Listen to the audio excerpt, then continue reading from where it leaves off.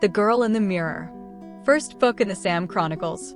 By Trish Brown.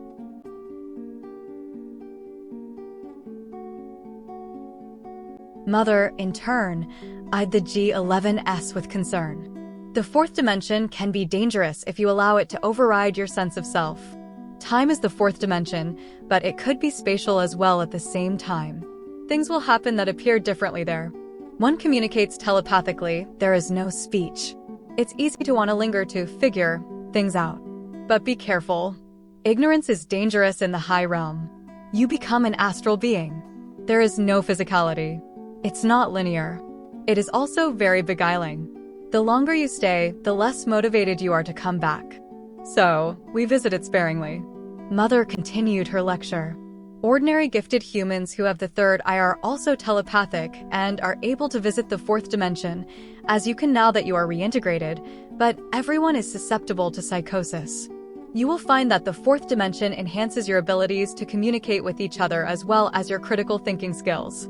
And while it is exceedingly lovely, be fully aware that foreboding things live there. AG11 took in a deep breath and prepared to portal to the fourth dimension. Concentrating, AG11 slowly raised both arms over her head. Slowly, deliberately, she brought them down till they were parallel to the floor and perpendicular to the mirror. She closed her eyes and motioned a quick small figure 8 with both hands while silently murmuring, "Fourth dimension." Slowly the mirror responded and became a wispy silvery color. With a smirk, Sam called out to Mother, "Oh, by the way, I hate yellow." The G11S, without faltering, stepped adroitly through the mirror portal into the wispy, silvery fog. Instantaneously, the G11S found themselves in a world with little resemblance to the Earth they just left. There was a slight queasy feeling at first, as they traveled through the fourth dimension lattice, but also one of mostly awe. At least we did not have to go through that smelly bat cave again, the Sam AG11 thought, shuddering. "What?" Mirror Girl BG11 asked. As the G11S fully materialized in the fourth dimension, they knew an encompassing exhilaration. Incandescent diagonal waves of colors assaulted their senses. Sam preferred strong basic colors, while Mirror Girl loved the pastels. Energy ripples bathed them in warmth, rendering their skin incandescent. They looked at one another, stunned by the incredible radiance their bodies were giving off. "Wow," they thought. "You look astonishing. You are kind of invisible, but not really. I can see you, but you are sort of pulsating in and out of reality. You look beautiful." At first, they were rendered momentarily senseless as they were assaulted with unimaginable splendor. The repository enriched them. Every thought, emotion, and/or experience was their thought, emotion, and experience. BG11 continued. Apparently there seems to be many unnatural, unexplored, unexplained disappearances in national parks. Many of the missing people are experienced hikers in good shape who happen to be scientists. Their bodies have never been found, but most of the time their shoes, jackets, backpacks are found eventually, neatly placed. AG11 chimed in. Even weirder, their personal belongings are found lying in plain sight around bodies of water, as if they were just going for a swim, in places that have been searched before. Mother looked interested in their story. Then, she looked around the room in confusion. "Do you smell something?" she asked, wrinkling her nose. "Mother." BG11 gently called Mother's attention back to the issue at hand. "We obtained a list of names and places where they disappeared and are tasked with solving this riddle. Hopefully they are still alive." Mother frowned. "Did you see Dr. Saveearth?" "No," G11 answered. "Our third victim is Dr. Adam Cannon, a practicing OBGYN. He specializes in all aspects of women's health and reproductive systems and is board certified in obstetrics. He disappeared on a week-long fishing trip with colleagues in Portland, Oregon. As they were hiking to the Columbia River, he stopped to tie his tennis shoe and just disappeared. His colleagues said that he was only out of their sight for a few minutes. They went ahead, expecting him to catch up, and when he didn't show up at the end of the day, they called the park rangers. They've done this trip hundreds of times before, and nothing like this ever happened.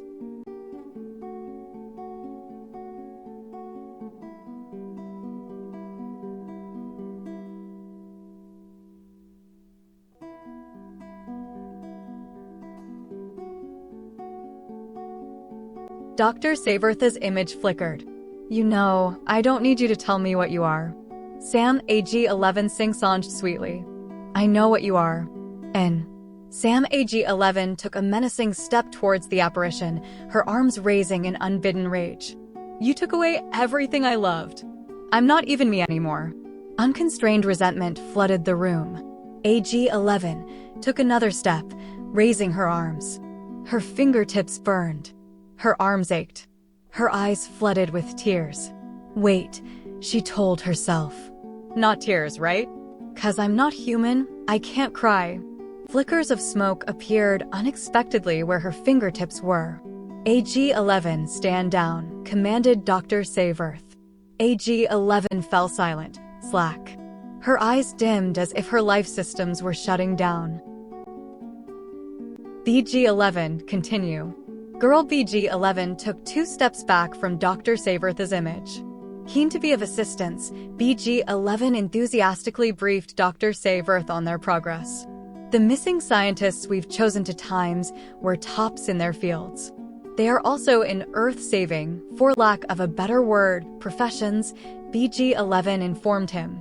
The scientists seem to be of specific age, education level, athletic ability, and fitness, and all disappeared in the wilderness. Also, weirdly enough, although search and rescue teams and bloodhounds were immediately deployed, no one was found. BG 11 continued matter of fact, enjoying the spotlight. They vanished in clusters around water and in forests and in national parks. Additionally, the circumstances of their disappearances are similar. The humans were all avid, experienced hikers, campers, and fishermen who were competent outdoorsmen. BG 11 smiled, confident in her presentation style. Stepping closer to the projection of Dr. Saverth, she tried to study his face, but the image flickered too much. Many times the missing doctor's belongings, such as shoes, backpacks, cameras, hiking gear, and jackets were found near bodies of water. And when the search and rescue was organized and in full operation, often bad weather would blow in hindering the search. Weirdly, often the FBI would show up in full combat gear, although no one would admit to calling them, and would search in the opposite areas than the SNR rescue teams. In fact, they were unapproachable and refused to share information. We plan on teleporting to the Ground Zero sites and speak to their companions. We have already tried to acquire more information through the area police and park rangers, but they claim ignorance. The only thing they will say is that the bloodhounds could not track them, no bodies have turned up, and they don't suspect foul play. Girl BG 11 continued pleasantly. Oh, and there is something about the spooky storms. Abruptly, Dr. Saverth's image vanished. What? Something I said? BG 11 joked sardonically. That dude does not give me a warm and fuzzy feeling. People rushed to the center of the commotion to either give aid or rubberneck. An ambulance arrived at the scene, and the G11S could see, as the crowd gave way, an unconscious woman lying on the ground, not moving, covered in blood. It looked like a violent cougar attack. But that didn't make sense. Yes, there were cougars here, but they don't hunt in crowds of people. As the G11S scrambled over to offer assistance, the woman groaned and looked straight at them. It said, she sputtered blood through each ragged breath, it said to tell you, and then she passed out again. The G11S stared wide-eyed, dumbfounded at the remnants of the barbarous attack that somehow was meant for them. As they shivered in revulsion, something moved past them, hideously touching their bare skin, mocking them.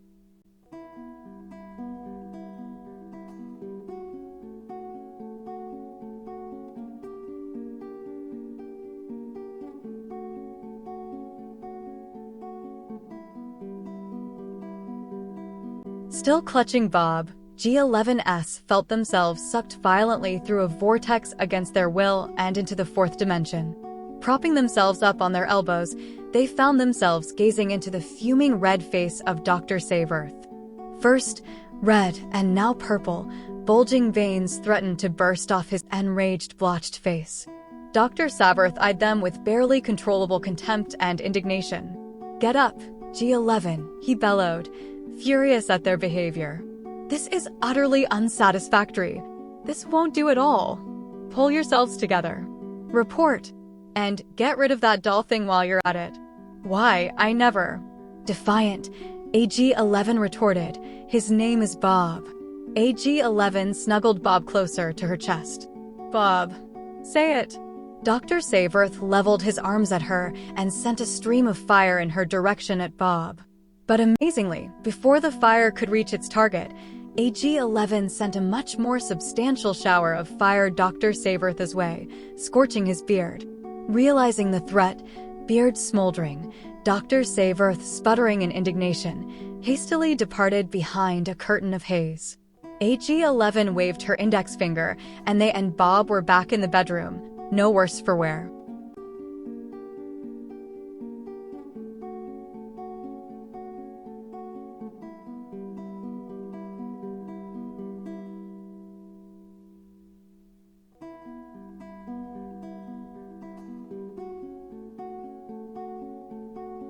Open-mouthed, BG11 exclaimed with unabashed admiration, "Wow. You seriously firebombed Save-Earth. You have some cray-cray moves, girl. I didn't know you could do that." "Me either," replied AG11. "That guy just bugs me to no end. And OMG, by the way. Who knew he could summon us whenever from wherever he feels like it? Against our will?" BG11 picked up AG11's hand and jealously inspected AG11 fingers. "Girl, I gots to get me some of that. You can't be the only Supergirl up in here. And if it can read minds, then we should assume the fourth-dimensional beast can as well." AG11 mimicked Dr. Save-Earth's words. "Blah, blah, blah. We do all the work, take all the risks, and he has the nerve to chastise us. Where does that man go? Whenever there is work to be done, he makes himself scarce. But he's right about one thing.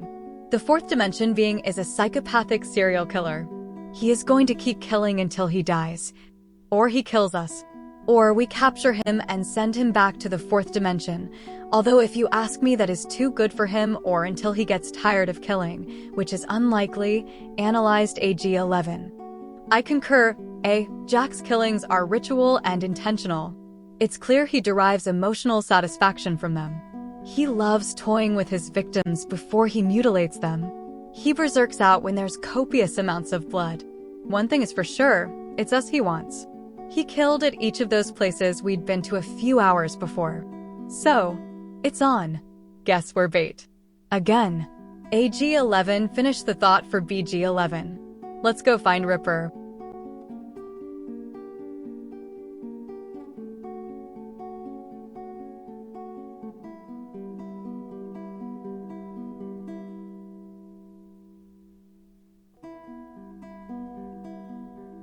The overpowering stench of dead worms interrupted their strategy meeting.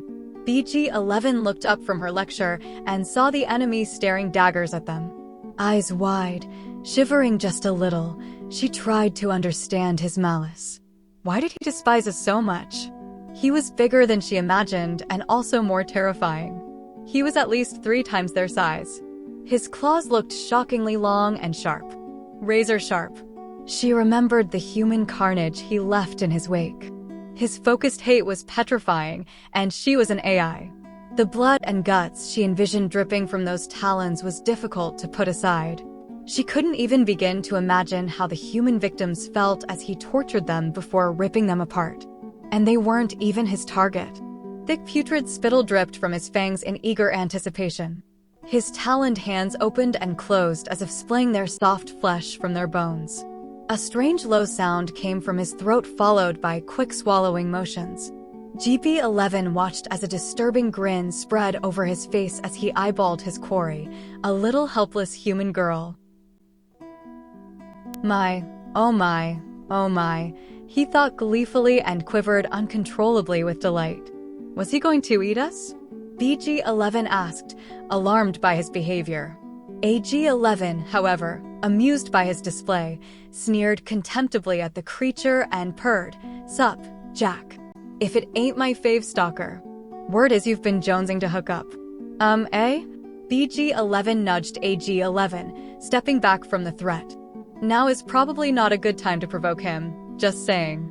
AG-11 ignored BG-11's unwanted advice and made little prodding gestures with her sword at the creature, dancing from one foot to the other. "Here you've been leaving me little red cadaver bits and bits all around town, and who doesn't love party favors? Next time, just let your fingers do the walking." AG-11's antagonism, devised to rile the beast into unrestrained aggression, was also feeding AG-11's aggression. "Per baby. Cranky are we? Skip your whittle, yiddle nappy poo." AG-11 was unrelenting in her trash talk. "Seriously, motor mouth. Shut it," begged BG-11. But Sam would not be subdued. "Man, Jack, you be's rancid dude. Could be something bad. You know, unhealthy. Or maybe mama needs to change your pants. They make big boy ones now for seniors, you know."